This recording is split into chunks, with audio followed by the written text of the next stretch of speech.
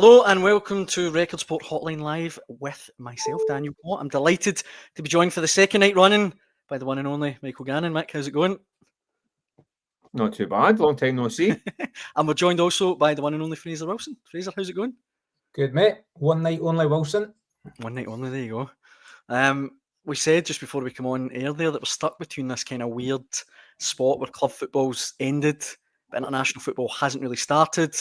But I thought tonight would start on Scotland because obviously big game for Scotland on Thursday night.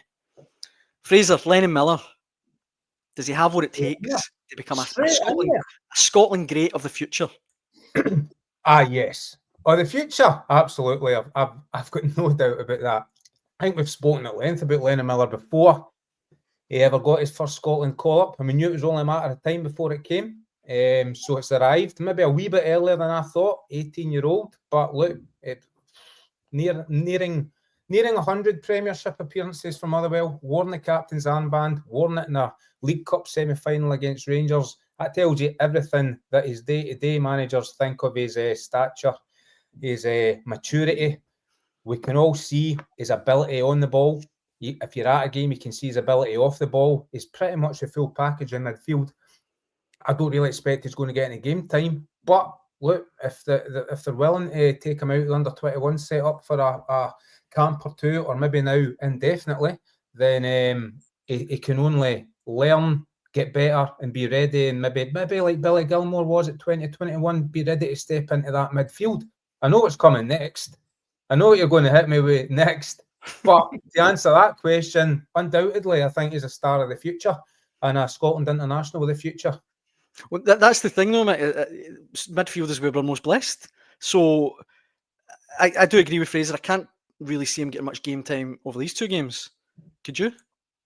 I don't see why not. I mean, that's not way I've got. That's an area of the field that we are really well off. I mean, we could really do a couple of strikers, couldn't we? Really, a couple of young up and coming strikers. Kind of, that's what we're kind of missing. I'd love to see a kind of Champions League level striker coming through the ranks.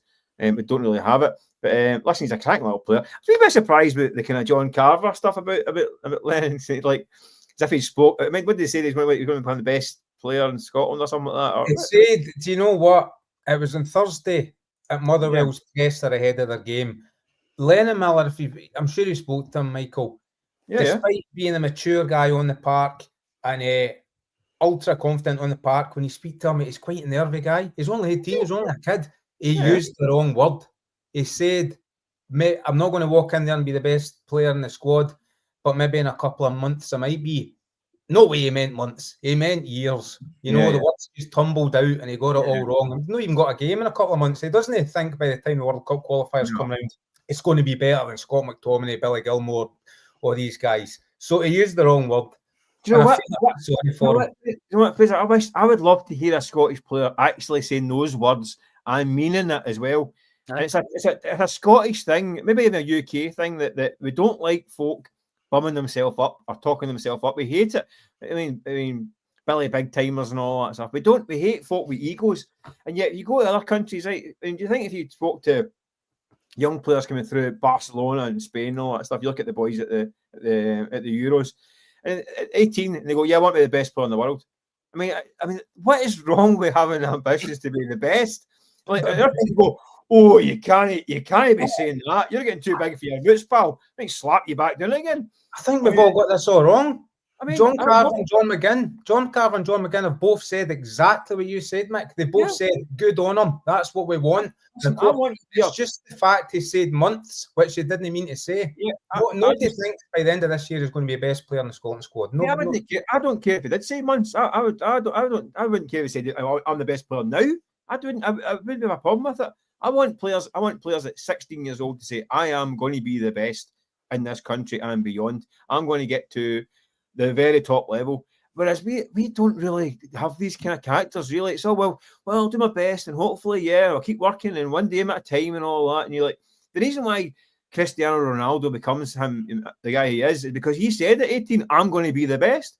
Like, I mean, we always seem to set these bars for ourselves and all that, and kind of like we desperately knock folk down who get too big for their boots. You're like, it's a problem with national psyche. Honestly, it's almost like Aye, It's almost like they hide and embarrassed by our abilities at times.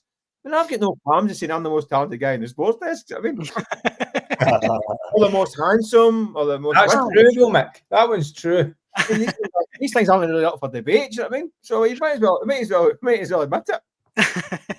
Well, it's like Daniel, Lennon Miller said he's going to be the best player in the Scotland squad.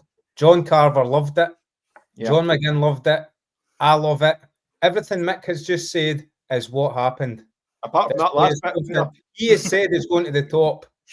This is what we want. This boy has got confidence. He will go to the top, just not by the other side of the summer. Aye, I think that's fair. Look, inevitably, I think you were kind of hinting at it a minute ago, Fraser, but inevitably there's going to be a lot of speculation about his future this summer. Celtic, I think probably it's fair to say, Mick, the only team in the country that could afford the sort of money that Motherwell would demand, and quite rightly so. What's your gut feeling? Could you see him there? Do you think he's probably going in there abroad? There's been interest from Italy. What do you think will happen with him? Listen, it depends on himself. Obviously, his dad's a wily character as well. I know Lee pretty well. Good head and his shoulders. I think Celtic will. I know they are looking at him, interested in him, and they'd love to get him. There's a bit of me thinks I like to see this kid go and try his luck abroad and broaden his horizons. I mean, you see the guys that have gone to Italy and done really well, and you think his game could come on again. The English market, England's obviously the place where the money is, and the big clubs. I would like to see how far he can go. Does he go? Would he go to a Celtic and maybe would he get in the team straight away? Don't know. Would it halt his progress for the first year or so? Maybe. I would rather see him playing week in, week out. Like he's already played, 100 games for Motherwell almost, which is great for that age. I think we saw it with Kieran Tierney, put 100 games for Celtic before he turned 19, 20. And he goes on and becomes a top player in the English Premier League. I'd love to see that happen with Lennon Miller as well. We want our guys to be playing at the very top level. What we need Champions League players. We need Scottish players. We've got quite a lot of good players that are playing at a decent level in England and abroad. We need to have guys playing regularly in the Champions League, because that is the peak of European football and world football. And the more exposure they get to that level, the better they get for us as well. So yeah, I would like Celtic play obviously regularly in the Champions League. That'd be a good move for them. But I would like to see maybe a bit of European experience as well, broaden his horizons. But yeah, he's got the world at his feet, really, hasn't he? I mean, and it's good. And Muller will get a good few cuts for him as well. So it'll work out well for everyone eventually. But yeah, it's really interesting to see what happens to him next. Do you not think, Fraser, as Mick says, that being around people like McTominay, Gilmore in the Scotland squad, seeing them thrive in a place like the Serie A, that, I mean, I don't know, to me that would be really tempting to go and try something like that. I'm sure of it. I'm sure he's been weighing this up for a year now. Spoken really well on the matter. He's always said that wherever he goes, he wants to be playing. You know, he doesn't want to be stuck on a bench somewhere. I think that was more targeted maybe at the English Premier League, by the way. I've softened to the thought of him going to Celtic because I could see him obviously not being a regular starter, but maybe getting kind of Luke McCowan minutes there, which at 19 for Celtic, a wee sniff of European football as well, would still be a development for him in the next season or two. Like Mick, I would definitely fancy, I definitely prefer him to go abroad when you see what's happened to likes of Billy Gilmore and McTominay, Lewis Ferguson more than anybody in Italy. I mean, there just seems to be some magic. Anyone with a touch of Tartan blood entering Italian football at the moment just seems to be taking up a level or two instantly. So I'd love to see what it would do to Lennon Miller. What is it Keith said last week? Tartanaccio. Hopefully Lennon Miller could be the next one to kind of benefit from that. I must admit, it's funny though. I remember doing a piece with remember Pascal Bruno, but the Scottish guys out there, and I said, "Why is it the Scottish guys are doing so well?" And he goes, "Italian football he's a rubbish right now." That's not quite what I was after, Pascal. It's not the quote we were after. That wasn't quite what I was hinting about with how well the Scots are doing out there. Maybe the three of us should pack our bags and give it a shot then. I know. Well, listen, but Buffon went to 45, didn't he? That's about my age, so maybe I've got another season in me. Well, Mizuno says he'll probably get tapped up by the Scotland players. I think he means Lennon Miller and not yourself, Mick. And Richard simply says Celtic simply need Miller this summer as the long-term Hatate replacement. It does feel like it could be a summer of fluctuation, as we sort of said last night, Mick, on the hotline in terms of Celtic Park. I would like to stop this talk about young players at 19 as well, though. I must admit, another thing that does my head in, how we talk about players being young. I mean, Scotland, a terrible habit of Scotland, they're going, call him the youngster, and he's like 23. Do you know what I mean? He could be 7 years in the army at 23. He's 18, Mick. He's 18. He's 18. I know, but I'm saying people who are 18, 19, 20, we call them young players and all that stuff. I mean, it's a short career. You need to get playing as soon as possible. I mean, what do you call him? Lamal with Spain is only about, I don't know, 12 and a half. Playing for Spain. Exactly. So I hate this kind of the youngsters. We're not guilty of it.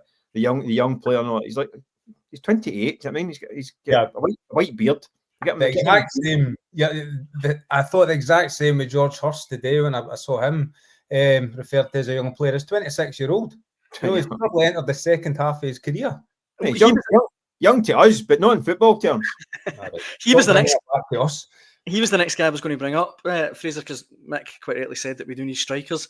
George Hurst, it was kind of comically called Jeff by John McGinn in his press conference. Aye, that was a slip of the tongue. That was a Freudian slip and a half. That is a nickname that better no stick in the Scotland camp. But is he one that we think is more likely to get some more game time against Greece, either on Thursday or on the return match on Sunday?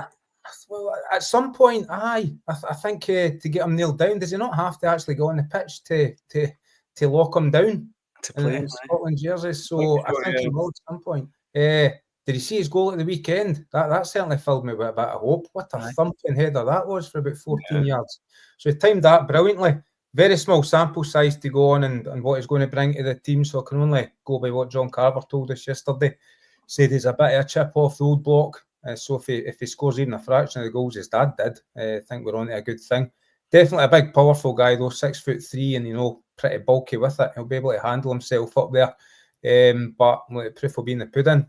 I hope we do get to see at least a good 30-minute run out in one of the games. Don't think he'll start either. I think it's Shea Adams or Tommy Conway will be handed the starting roles and possibly off the bench for Nisbet and hopefully George. I nearly did it myself there. George.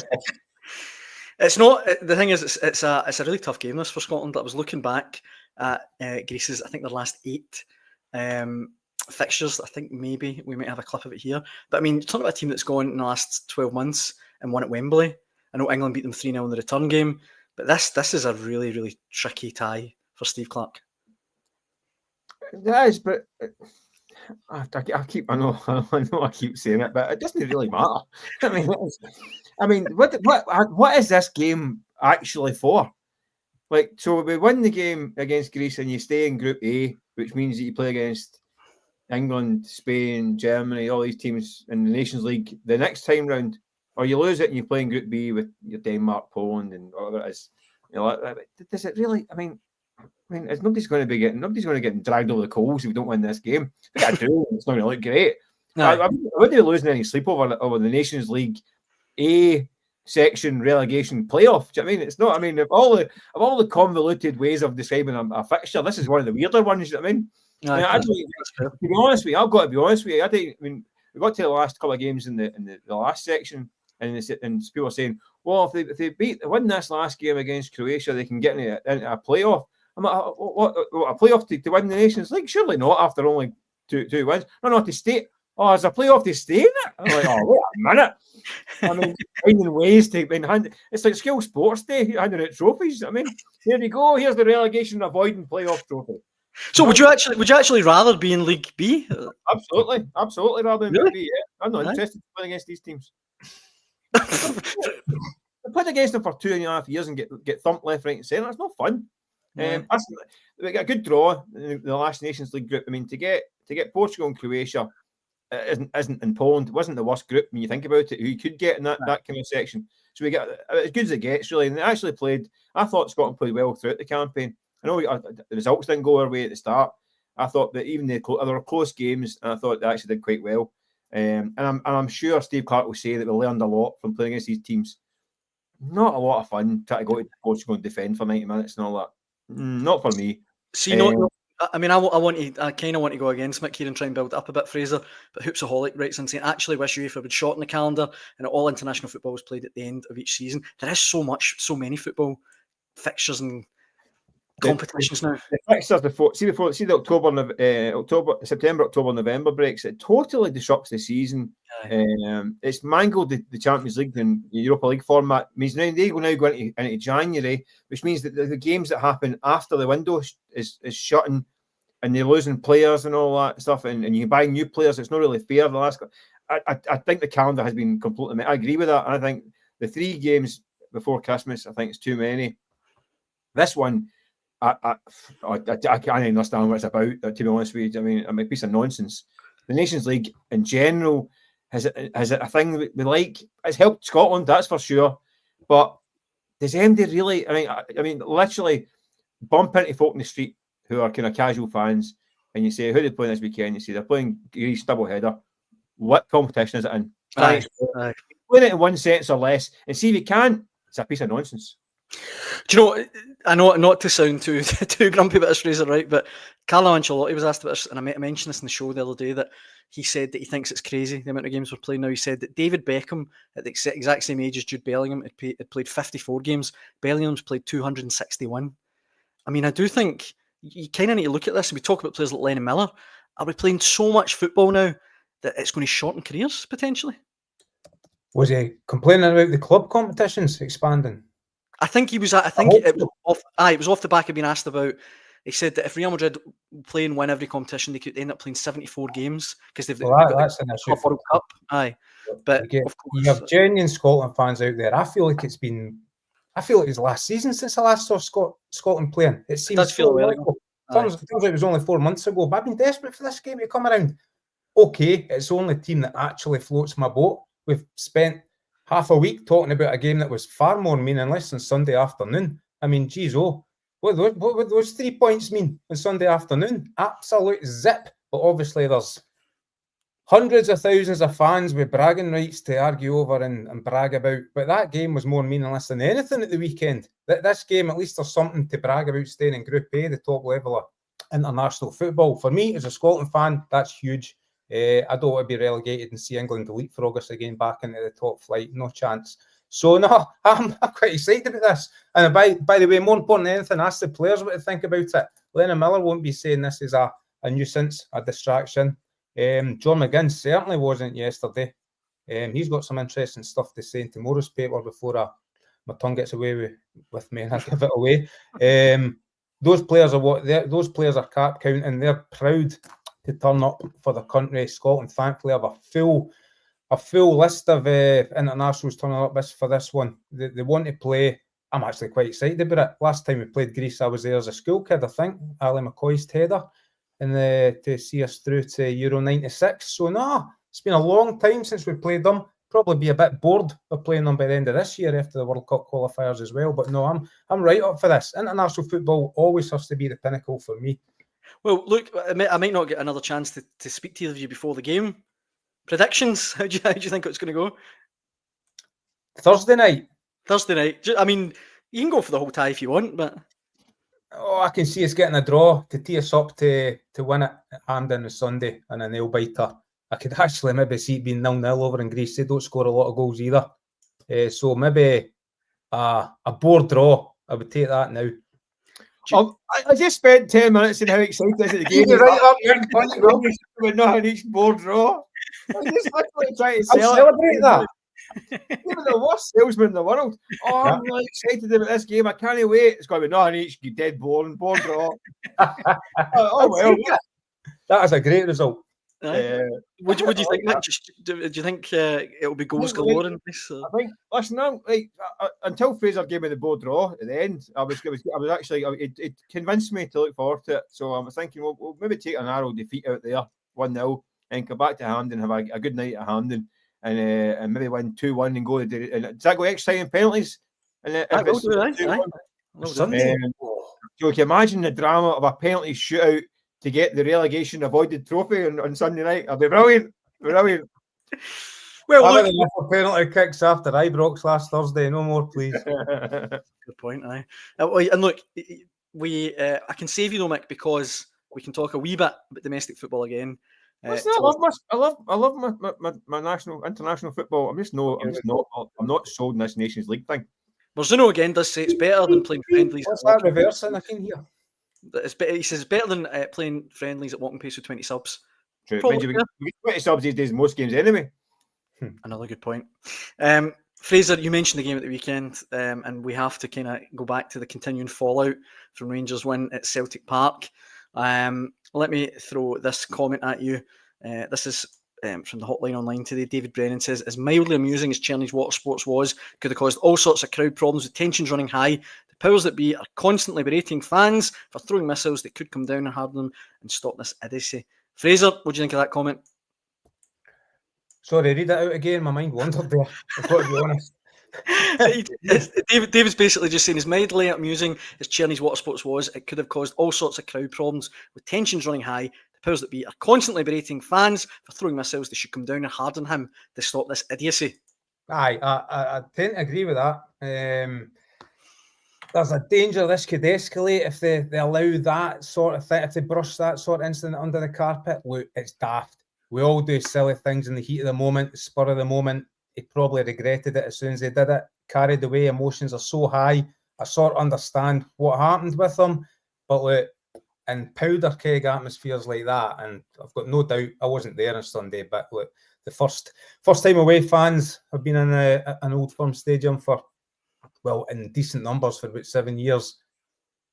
It was just waiting for something like that to maybe kick off something extremely ugly. So we need to nip that in the bud. It was daft, it was stupid, and in the grand scheme of things, we've all squished folk with water, especially teammates. But if you do it to an opponent when kind of tensions are high, you're probably risking a slap in the face. So that was dangerous at that moment, considering it was so late in the game and Rangers had basically won it at that moment. I think the authorities do need to make an example of him, just to nip it in the bud, although it wasn't overly serious. After speaking to you about it last night, Mick, I agree with Fraser in the sense that I think they might need to make an example of him because, look, it's silly, it's a bit of water, he's celebrating, but it could have got really out of control. That could have really sparked really ugly scenes. Yeah, this is listen. It shouldn't be a big deal, really. It should be like, listen, have a word. I mean, Rangers and if a word in his ear, say, listen, don't be doing that. That's a bit silly because you could provoke something. Mm-hmm. The problem is that the police are so cagey about this fixture, and there's such a huge presence. And listen, having worked in newspapers and the news side of things, we know that the aftermath of Old Firm games, it's mayhem, and there's the city loses its marbles for a weekend in these fixtures. And the cops are always saying to players, do not engage, involve, incite the crowd. Discussion of what about in the crowd, do that? Probably yes. Does that excuse people's behaviour, try to jump hoardings and throwing things at them? No, it doesn't, because that's disproportionate. But it's the reality is that does provoke a reaction. So I think, listen, I don't think the cops should be getting involved in this kind of stuff. There's more to worry about in terms of the cops. It should be having a word in the ear of Rangers. Say, listen, have a chat with the fella. This can't happen. I suspect the SFA might. I mean, I obviously need to wait for the police to do their bit because they can't preempt that either. I don't think if I knock on the door from the cops, I'm more a tap on the shoulder from the SFA, maybe a couple of game ban or something like that. Because I think what they need to say is, right, well, yes, it's harmless. It's people. I think the majority of folk have made a bit jokes about it. I mean, it's been dealt with quite amusingly, I think, with most parties. But I think they'll be thinking, well, we can't really have. Well, Celtic go to Ibrox after the split, so if Celtic score at Ibrox, are they going to go and soak the crowd? I mean, exactly. If you're giving it the green light, you're kind of asking for trouble down the line, aren't you? So you kind of might have to nip it in the bud. For it, so as kind of amusing and as kind of trivial as it is, I suspect there might need to be a little bit of a wee slap in the wrists for it. But I think a word in the ear might be enough, but I suspect maybe not. I don't know. But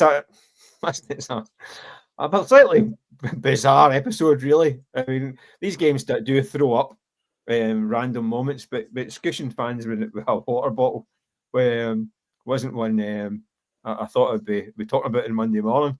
But someone said that a grand old team to spray for. Yeah.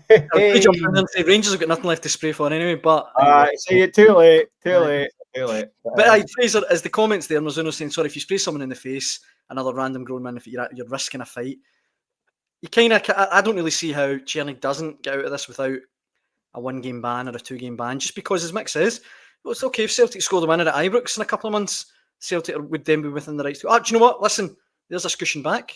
It's ridiculous and as juvenile as that sounds. Yeah. It'll be spraying that it doesn't come to that without a doubt. Look, come on, that's one each, right? Just let that one go. That's fair. You're totally right. The what about it in football these days is through the roof. So it sort of opens the door to if they don't publicly do something about this one and be seen to be doing something about it, then it just opens the door for the next game when 2,500 Celtic fans go to Ibrox. Something. I mean, I get a horrible sicky feeling in the belly every morning in an Old Firm game if I'm covering it, because you just don't know what's going to kick off. Not talking about on the park, I mean in the stands in the city. So it could just be an unwelcome ignition to something a bit more serious. So as Mick's totally right, this is juvenile. It's such a minor incident, but I just think they need to again use that phrase and nip it in the bud before it gets any worse. I think the cops would be heavily involved in it as well. But it reminds me when I was working as a news desk 20 odd years ago, early 2000s. I used to phone the police PR on the Monday morning to get the kind of the crime count from the weekend in Old Firm game. And I think the copper was said to the PR guy, who was quite good, he said, I'll tell you what, he said, there's more arrests at the weekend in Glasgow than there was in Fallujah. What a great headline. That's a great headline, eh? Yeah. Going back to matters on the park, away from water fights and what have you, Record Sport columnist Chris Sutton, his quote in his latest column today online was, come off it, they walked off the pitch. Still 13 points behind Celtic in the Premiership. If we did that under Martin O'Neill, he'd have us straight up the tunnel and doing laps around Barrowfield all week. What do you think? Did Rangers go a wee bit too over the top, Mick, with their celebrations at Celtic Park? Do you know what? No, I don't think so. I think they've had a rough season.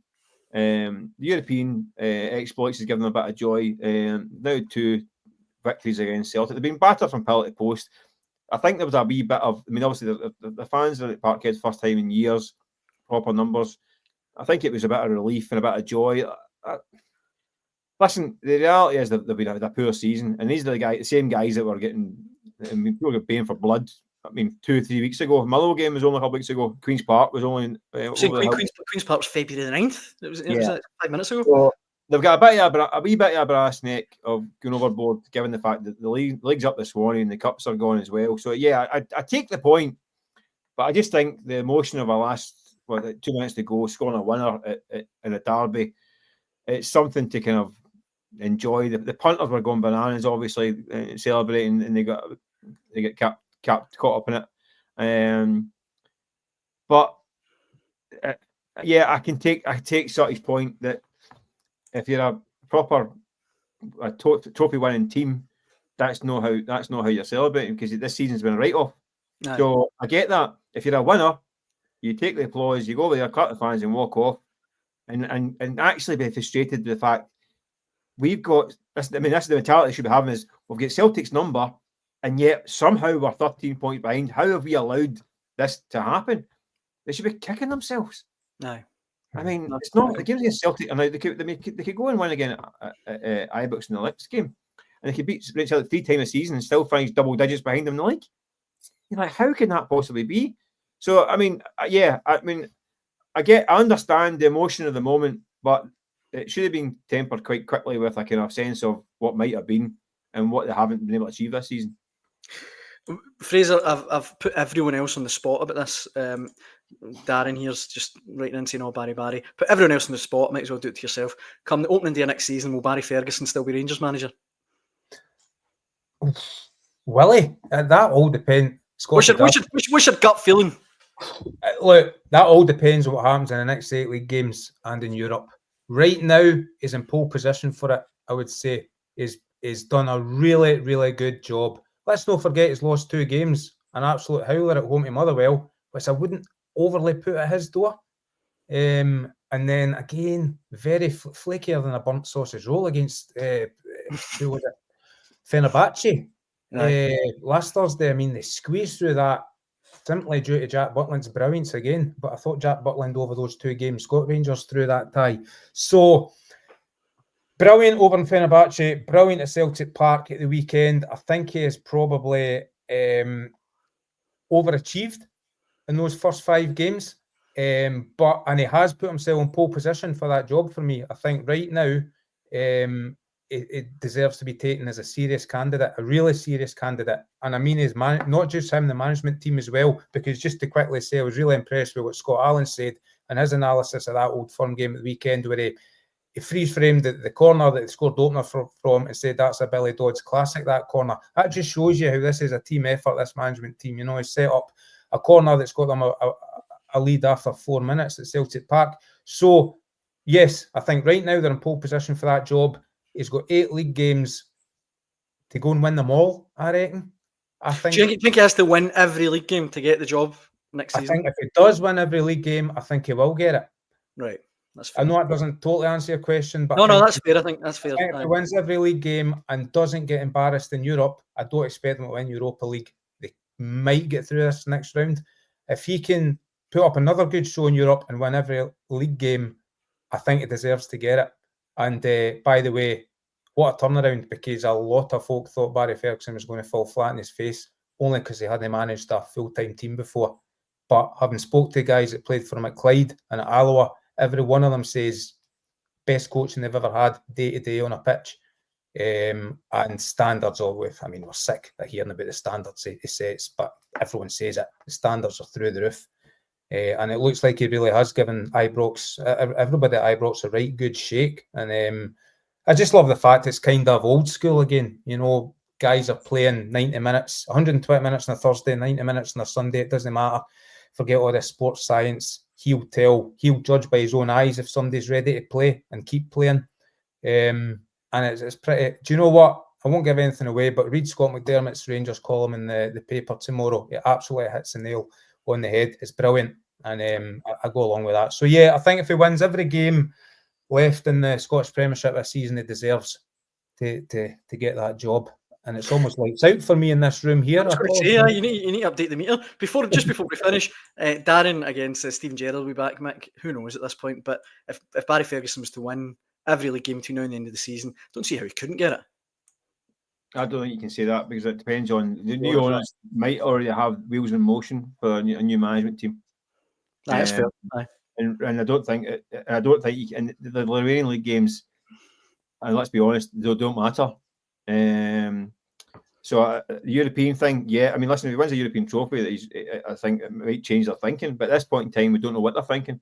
They need to get a takeover through, and you get a director of football, director of sport, what you want to call it, and then whoever that is, and the board decide a new manager. So a lot of things need to happen, and those wheels will start to get in motion soon. So yeah, he's put all. I think he's done a good job of getting the pride back in the club, and that was his mission, was giving the club a bit of pride. They've got a great European experience, a great one at Celtic Park. So no matter what happens now, they've had that. Those moments that have given punters something to cheer about for a change after a pretty miserable campaign. Job done. And where they go from there in the summer remains to be seen. I don't like when club legends, and there's no doubt he's a legend at Ibrox, get the big job and then somewhere down the line they get sacked. I always think that's a wee bit sour, leaves a sour taste in the mouth. And it would be maybe a wee bit inevitable at some point. I mean, how many percentage of managers that get sacked these days? So with Willie Miller at Aberdeen, going back a bit, I'm sure that happened with Billy McNeil at Celtic back in the 80s, you know, absolute club legends. Never nice to see him sacked, especially when fans start to turn on them. Wee bit of Davy Gray at the start of this season at Hibs. So he'd maybe be putting his status on the line, but he would never turn it down, would he? There's no chance he'd turn that job down. Our old pal Gianni writes in saying, "Where's wee Keith? Keith Jackson, of course. He's actually travelling. He's on Scotland duty. Hopefully, I'll be able to coax him into making a Hotline appearance tomorrow night. But for now, guys, I think that brings the end of Tuesday night's Hotline Live." Excellent. Well, Fraser, thanks for putting money in the meter there, but that brings us to the end of the show, I think. Mick, Fraser, thank you so much for joining me as always. Much appreciated. Good to see you guys. All right, chaps. All the best. Have a good one. Gianni says Keith's in a bar somewhere in Athens. That is a scurrilous rumour. Can't confirm or deny. He's doing his pre-match research before tomorrow's press activities. No doubt. Yeah. He's jumping a barrel of the With his old pal Efes, is it Efes? You get over there? Yeah. Efes, Uzo. I'm sure look, whatever Keith is, I'm sure he's working hard. That's all I can say. Yeah. Guys, on that note, thanks so much. Thanks for all the comments. We'll be back to do it all again at 6 p.m. tomorrow night. I hope you can join us then. Thanks for watching.